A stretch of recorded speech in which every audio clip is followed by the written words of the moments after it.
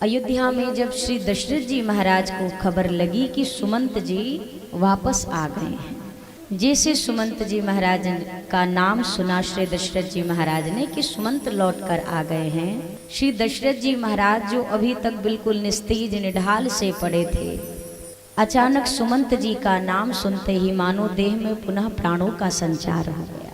क्यों? क्योंकि सुमंत जी के आने के साथ दशरथ जी के हृदय में एक आशा जागृत हो गई कि मेरे राम जी भी सुमंत जी के साथ लौट आए होंगे। क्योंकि मैंने सुमंत जी से कहा था कि 4-5 दिन जंगल में विचरण करा के घुमा फिरा कर राम जंगल दिखा करके वापस ले आना, और मेरे सुमंत ने आज तक मेरी किसी आज्ञा का उल्लंघन नहीं किया है, तो आज भी मेरे सुमंत ने मेरी आज्ञा का उल्लंघन नहीं किया होगा, और मेरे वचनानुसार मेरे राम, मेरी वैदेही, मेरा लक्ष्मण अब लौट आए होंगे। ये विचार मात्र मानो दशरथ जी को पुनः प्राण प्रदान कर दिया, इस विचार मात्र ने कि मेरे राम जी लौट आए हैं। जो दशरथ जी महाराज संभाले नहीं संभल पा रहे थे, स्वयं से जिनमें बैठने तक की क्षमता नहीं थी, पड़े पड़े केवल राम राम राम राम के मुख से बिल्कुल केवल एक शब्द निरंतर निकल रहा था, वो दशरथ जी सुमंत जी का नाम सुनते ही गोस्वामी जी ने अवलोकन कराया उस दृश्य का। धरी धीरज उठी बैठी भुआलो, धरी धीरज उठी बैठी भुआलो, धरी धीरज उठी बैठी भुआलो, धरी धीरज उठी बैठी भुआलो, कहो सुमंत कहाँ राम कृपालु, कहु सुमंत कहाँ राम कृपालु, राम कुशल कहु सखा स्नेही, राम कुशल प्रभु सखा स्नेही, कहाँ रघुनाथ लखन वैदेही, कह रघुनाथ लखन वैदेही, धरी धीरज उठी बैठी भुआलो, धरी धीरज उठी बैठी भुआलो, कहो सुमंत कहाँ राम कृपालु, कह सुमंत्र कहाँ राम कृपालु। श्री दशरथ जी महाराज तुरंत धीरज धर के उठकर बैठ गए। सुमंत जी आए हैं सुनते ही उठकर बैठ गए, और सबसे पहला प्रश्न श्री दशरथ जी महाराज का, कहो सुमंत कहाँ राम कृपालु। श्री दशरथ जी ये नहीं पूछ रहे कब आप आए, कैसे आए, ठीक है कि नहीं है, और सब आपका स्वास्थ्य, आप कुशल, कुछ नहीं। पहला प्रश्न ये कि मेरा राम कहाँ है, पहला प्रश्न। सुमंत जी मौन है कि मैं क्या उत्तर दूं, उत्तर देते नहीं बन रहा। मौन थे सुमंत जी। जब प्रश्न का उत्तर मिलने में तनिक सी देर दिखी दशरथ जी को, तब तक उन्होंने दूसरा प्रश्न रख दिया। अच्छा ठीक है, मैं समझ गया, आप तो आगे आ गए होंगे मुझे खबर देने कि राम आ रहे हैं। मेरे राम अभी रथ से उतर रहे होंगे किशोरी, और धीरे धीरे दोनों मेरे पास आ रहे होंगे। चलो उनके मेरे पास तक आने तक कम से कम एक दूसरी चीज बता दो। राम कुशल कहो सखा सने। जब तक मेरा राम मेरे पास तक नहीं पहुंचा है, इतने देर में कम से कम ये बता दो वो ठीक तो है, कुशल है ना। आज ये 6वीं रात्रि है सुमंत मेरे राम से मुझे दूर हुए, और इन 6 दिनों से मैंने अपने राम को देखा नहीं है। ये 6 दिनों की यात्रा में मेरे राम को, मेरी किशोरी को, मेरे लक्ष्मण को कोई कष्ट तो नहीं हुआ, वो ठीक तो है ना। कम से कम कुशलता ही बता दो। सुमंत जी प्रश्न पे प्रश्न सुन तो रहे हैं पर कोई उत्तर नहीं दे पा रहे कि मैं दशरथ जी से क्या उत्तर दूं। वो जिन राम जी की प्रतीक्षा कर रहे हैं, जिन राम जी की कुशलता पूछ रहे हैं, उनसे क्या कहूं कि 14 वर्ष इंतजार करना पड़ेगा उन्हें इनके प्रश्न के उत्तर के लिए। मैं क्या जवाब दूं उनको। तो सुमंत जी ने सीधा ये नहीं कहा कि हाँ हाँ प्रभु जंगल चले गए, कुछ कथा बता रहे हैं। आपको पता है महाराज, यहाँ से प्रभु जब वन जाने लगे ना तो सारी अयोध्या उनके साथ चल दी। दशरथ जी के मन को अलग अलग दिशा में ले जा रहे कि थोड़ी देर तो ये राम चिंतन से बाहर निकले, राम विरह का कष्ट कहीं ऐसा ना हो कि एकाएक महाराज के प्राण निकल जाएं अगर मैं कह दूं कि चले गए जंगल में प्रभु। तो इसीलिए दूसरी वार्ता कर रहे, यहाँ से पूरी अयोध्या उनके साथ गई। दशरथ जी ने कहा बहुत अच्छा किया, एक मैं ही अभागा था जो ना जा सका। और पता है महाराज, तमसा के तट पे सभी को सोता छोड़कर रघुनाथ जी आगे चले गए। सुमंत तुमने रोका नहीं, आपको कहना चाहिए था कि अयोध्या के साथ इस तरह का प्रभु व्यवहार नहीं करो, ये अयोध्या आपके बिना अनाथ हो जाएगी। सुमंत जी ने कहा मैंने बहुत बार रोका पर उन्होंने मेरी बात नहीं मानी। धर्म का मुझे वास्ता देकर कहा कि तात रथ आगे ले चलिए। हम श्रृंगवीरपुर पहुंचे प्रभु, और वहां पर रात्रि व्यतीत भये, और रघुनाथ जी और किशोरी जी कुश का आसन, कुश की शैया डालकर उसके ऊपर शयन किया उन्होंने।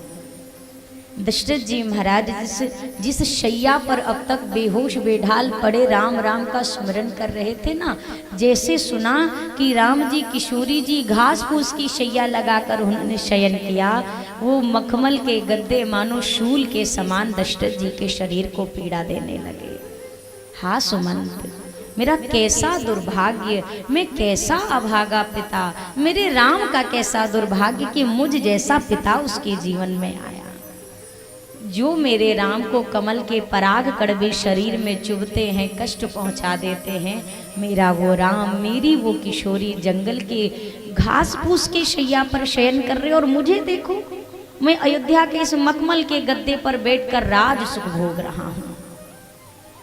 सुमंत जी ने कहा प्रभु प्रातः काल हुआ ना तो राम जी ने और लक्ष्मण जी ने अपने शीश पर जटाएं धारण कर ली, वट वृक्ष का दुग्ध मंगाया, और मेरी आंखों के सामने जो जटाएं धारण की ना महाराज, वो दृश्य देखकर मेरा हृदय फट गया।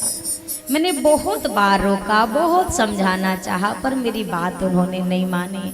दशरथ जी कहते हैं सुमंत, मैं कैसा अभागा पिता हूँ, मेरे जैसा अधम पिता लगता है ना कभी हुआ था ना कभी संसार में होगा।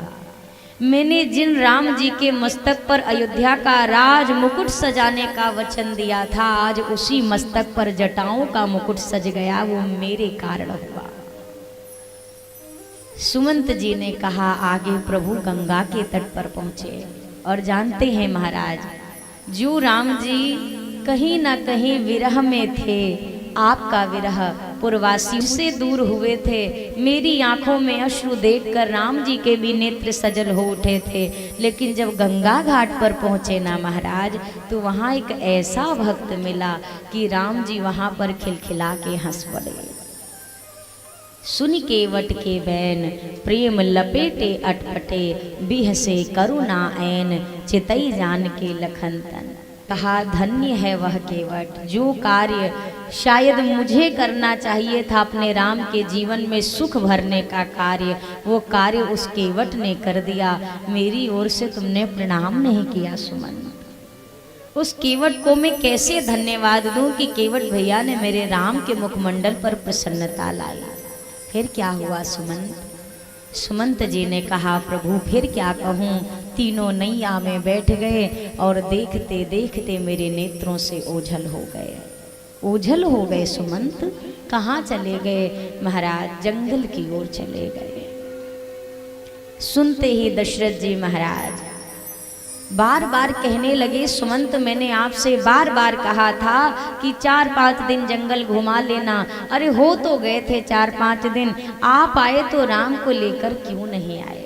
महाराज मैंने बहुत प्रयत्न किया, मैंने कम प्रयास नहीं किए, लेकिन आप कहिए क्या आपके राम को आप नहीं जानते? मैंने बार बार रघुनंदन से कहा। रघुनंदन कहते मेरे पिता के लिए जो वचन है मेरे लिए उस वचन से बड़ा संसार में कुछ नहीं। मैं 1 नहीं 1000 अयोध्या का परित्याग कर सकता हूँ अपने पिता का वचन पूर्ण करने के लिए। अरे सुमंत तो कम से कम उस जनक दुलारी को तो ले आए होते।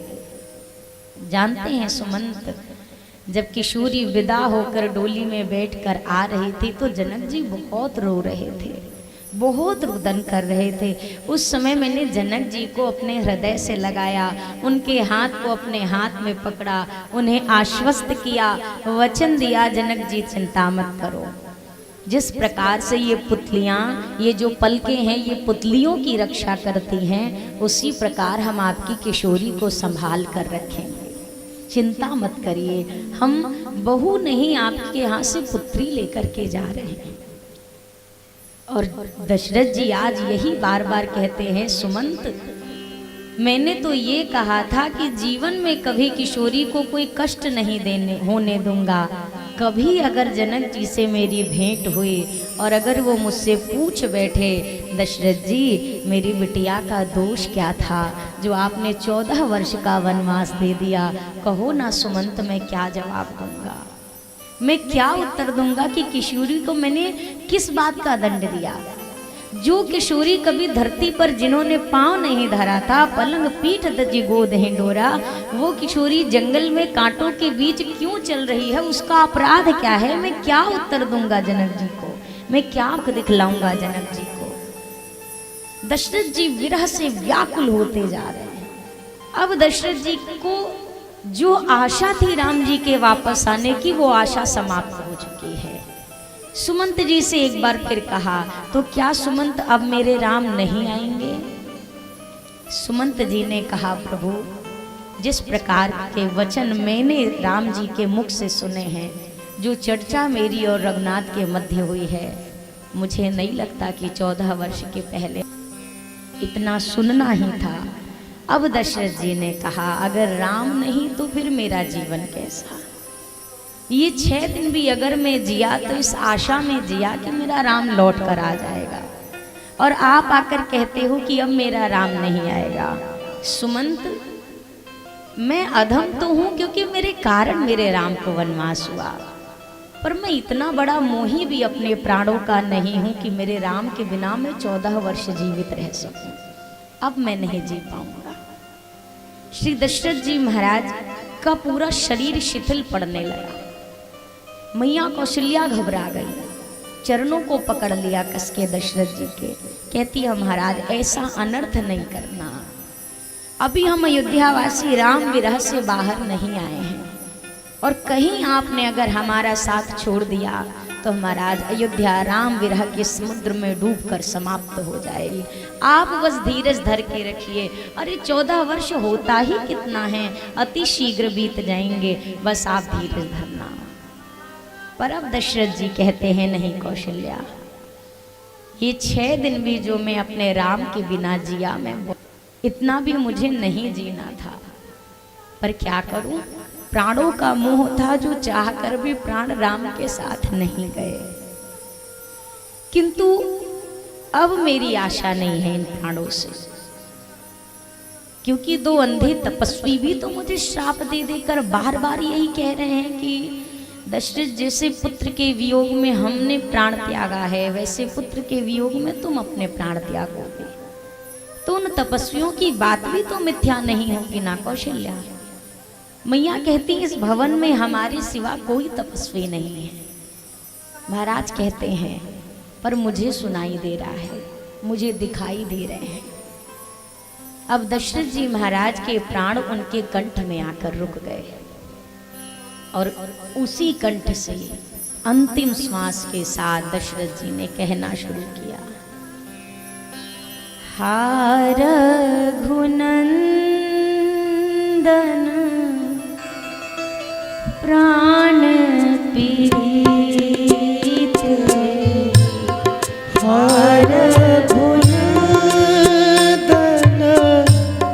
प्राण पीड़ित, तुम बिन जियत बहुत दिन बीते, तुम बिन जियाता बहुत दिन बीते, हाँ जानकी लखन रघुवर, जानकी लखन रघुवर, हा पीत हित चित जातक जलधर, पीत हित चित चातक जलधर, हा रघुनंदन प्राण पीड़िते, हा रघुनंदन प्राण पीड़िते, तुम बिन जियत बहुत दिन बीते, तुम बिन जियाता बहुत दिन बीते। श्री दशरथ जी महाराज कहते हैं, हा रघुनंदन, हे मेरी किशोरी, हे लक्ष्मण, अब नहीं जी सकूंगा, बहुत जी लिया, 6 दिन भी क्या कम जिए। राम राम कहे राम कहे, राम राम कहे राम, तन परिहरे रघुवर विरह, राव गए सुरधार।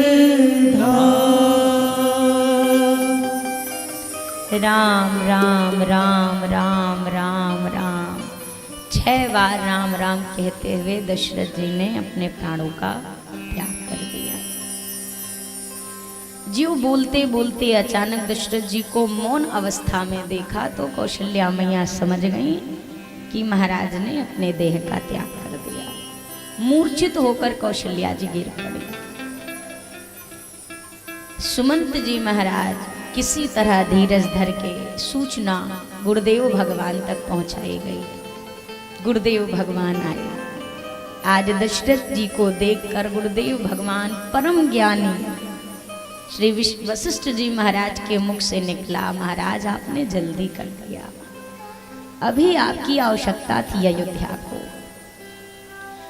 आदेश दिया कि तेल से भरी हुई औषधि युक्त नौका में दशरथ जी के शरीर को सुरक्षित किया जाए।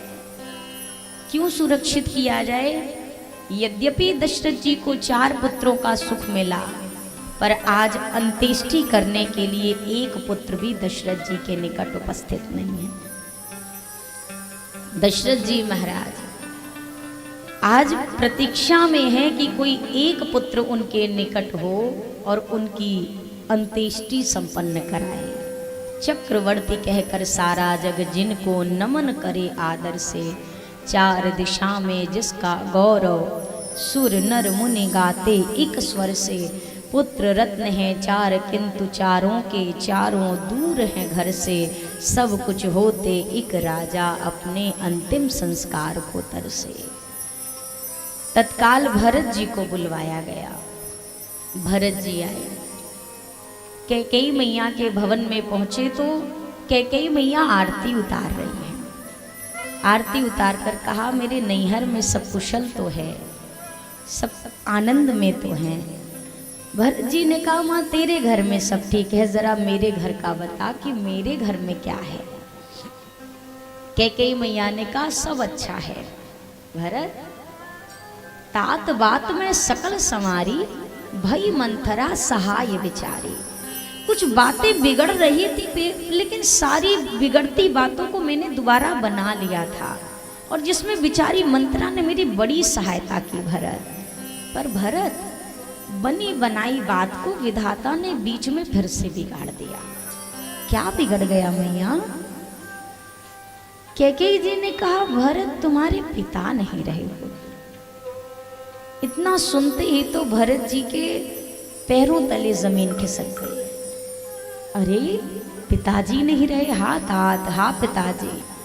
भरत जी विरह के मारे बार बार कहते, पिताजी आप कैसे मुझे ऐसे अनाथ छोड़कर चले गए, न स्वयं मुझे संभाला, न भैया के हाथ में मेरा हाथ दिया, आप ऐसे मुझे क्यों असहाय छोड़कर चले गए। माँ, मेरे पिता ने मुझे बार बार याद तो जरूर किया होगा। कैकेयी जी ने कहा, नहीं तुम्हें क्यों, राम को याद कर रहे थे, राम को याद कर रहे थे, भैया को क्यों याद कर रहे थे? क्योंकि राम जब वन जाने लगा ना भरत, तो बस उनके विरह के कारण तुम्हारे पिताजी के प्राण निकल गए। राम विरह वन की बात सुनते ही भरत जी ने कहा, माँ ये सब क्या तू कह रही है, मेरी समझ में कुछ नहीं आ रहा, जरा स्पष्ट बता, क्या अनर्थ हुआ मेरी अयोध्या में? किसकी इतनी शर्त हुई कि मेरे भैया को उसने वनवास दे दिया, जिसके कारण मेरे पिता का स्वर्गवास हो गया? कौन ऐसा है जिसकी मृत्यु निकट आई है? कैकेयी जी ने कहा, क्यों, जिसने ऐसा किया है क्या करेगा तू उसके साथ? भरत जी ने कहा, प्राण दंड दूंगा, जिसके कारण मेरे भैया वन गए, मेरे पिता का स्वर्गवास हो गया, प्राण दंड दूंगा उसे। मियाँ कैकेयी ने कहा, तब तो तुझे वो दंड मुझे देना पड़ेगा, आपको देना पड़ेगा। ऐसा क्यों कहती हो मैया? अब कैकेयी जी ने पूरी वार्ता बताई। दो वचन थे, एक में मैंने गद्दी मांगी तेरे लिए, एक में वन मांगा राम के लिए। इतना सुनते ही भरत जी ने कहा, कैकेयी, अरे किसी की आंखें कितनी, लेकिन वह अपनी आंखों को हथेली पर रख के भी कभी अपनी आंखें देख पाया है क्या? तूने कैसा अनर्थ कर दिया कैकेयी, बसी बसाई अयोध्या को तूने कैसे उजाड़ दिया, तेरा हृदय नहीं कांपा? जो राम जी अपनी निज मैया से ज्यादा तुझे प्रेम करते, स्नेह देते, उन राम के लिए वनवास मांगते हुए तेरी जिह्वा नहीं कांपी कैकेयी? बहुत कुछ कहा भरत जी ने। भरत जी ने कहा, कैकेयी आज ये अंतिम बार है जब मैं तुझे माँ कह रहा हूँ। आज के बाद ना तू मेरी माँ है, ना मैं तेरा पुत्र हूँ।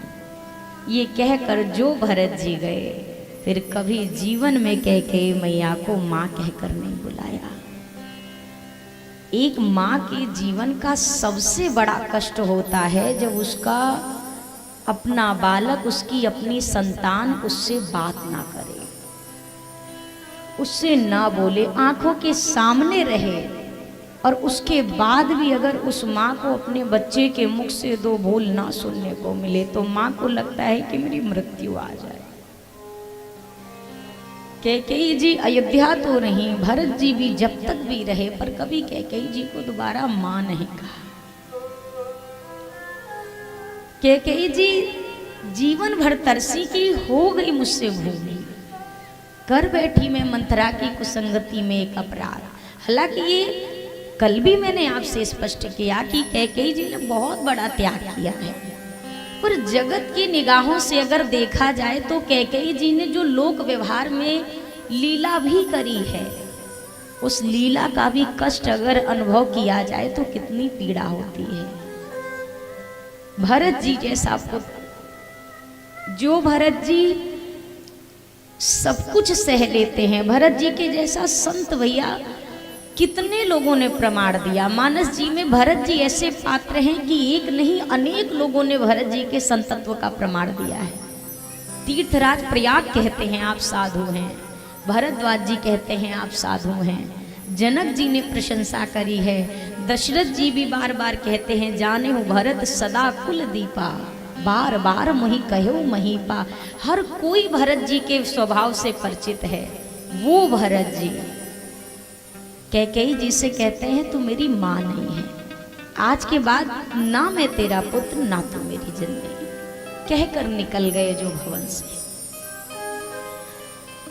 मंथरा पर शत्रुघ्न जी प्रहार कर रहे थे, किसी दुष्ट के कारण ये सारी अनहोनी हुई है, सारी घटना हुई है। भरत जी ने कहा मंथरा की कोई चूक नहीं है भैया, सारी करनी मेरी अपनी निज जननी की है, तो मंथरा पर दोष लगाना तो गलत होगा। सीधा कौशल्या मैया के भवन में चले गए भरत जी। भरत जी को अब एक केवल सहारा है कौशल्या माँ का, क्योंकि अभी अयोध्या वासी भी भरत जी को गलत समझ रहे हैं। जब भरत जी अयोध्या आए ना तो कोई भरत जी को भाव भरे नेत्रों से देख भी, क्योंकि कहीं ना कहीं इनके मन में भी ये बात है, कुछ अयोध्या वासी कहते हैं ये सब भरत ने ही कराया होगा अपनी माँ को सिखा पढ़ा के, तो कुछ कहते हैं नहीं नहीं भरत को राज्य का मोह नहीं हो सकता, भरत तो राम जी से प्रेम करते हैं। तो अयोध्या के भी कुछ लोग ऐसे हैं जो भरत जी को अभी गलत समझ रहे हैं। पिताजी रहे नहीं, प्रजा गलत समझ रही है, अपनी जननी के कारण ये सब कुछ हुआ है। भरत जी को आज वो भरी हुई अयोध्या भी वीरान लग रही है कि मैं किसके पास जाकर अपने मन का दुख सुनाऊं, मैं किससे अपने मन की बात रखूं जो मेरी बात पर विश्वास करे। कई बार जीवन में ऐसी परिस्थिति आती है कि हम बहुत सच्चे होते हैं और बिल्कुल सच होने के बाद भी हमारी बात को समझने वाला कोई नहीं मिलता है।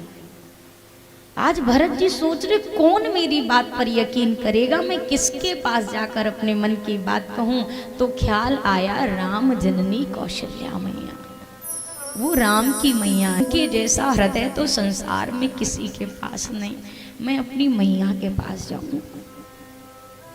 भरत जी सीधा कौशल्या माँ के भवन में गए। हिम्मत नहीं पड़ रही, सामर्थ्य नहीं हो रही कि सीधा चला जाऊं किस मुंह से, मेरी माँ के कारण ही तो ये सारी घटना घटी। मेरी कौशल्या माँ के मांग का सिंदूर मिट गया, इनका बेटा जंगल चला गया, इनकी पुत्रवधू जंगल चली गई, छोटा सा लक्ष्मण जंगल चला गया, और करनी किसकी नहीं मैया की। मैं कौन सा मुख लेकर जाऊं कौशल्या माँ के पास और क्या उत्तर दूं, क्या सफाई दूं। तो द्वार पर ही खड़े थे कक्ष के, और वहीं से खड़े खड़े धीरे से कहा माँ। माँ शब्द सुनते ही कौशल्या मैया दौड़ पड़ी। शरीर में सामर्थ्य नहीं है, महाराज शरीर छोड़ चुके हैं, उसके पहले 5 दिन पहले 6वीं रात्रि में देह छोड़ा, और उसके पहले जिस दिन राम जी गए हैं जंगल की ओर, किसी ने जल तक नहीं पिया है, अन्न तो दूर की बात है, और उसी में महाराज का शरीर त्याग। कौशल्या मैया का विरह कहाँ पर है कोई सोच भी नहीं सकता। जल की एक बूंद तक नहीं ग्रहण की, शरीर में सामर्थ्य नहीं, दौड़ कर जा रही थी, बीच रास्ते में गिर पड़ी। जैसे गिरा देखा, भरत जी दौड़ करके गए, कौशल्या मैया को उठाया, आसन पर बिठाया। अब भरत जी महाराज ने कौशल्या मैया की गोद में अपना सिर रख दिया, कुछ बोल नहीं पा रहे। बस रो रहे हैं, सिर्फ रो रहे हैं। मैया कौशल्या कहती है, भरत मुझे तेरी ही प्रतीक्षा थी, मैं इतने दिनों से तेरा ही इंतजार कर रही थी पुत्र। क्यों कर रही थी मैया? पुत्र अब तो तू वचन के अनुसार तू राजा है अयोध्या का।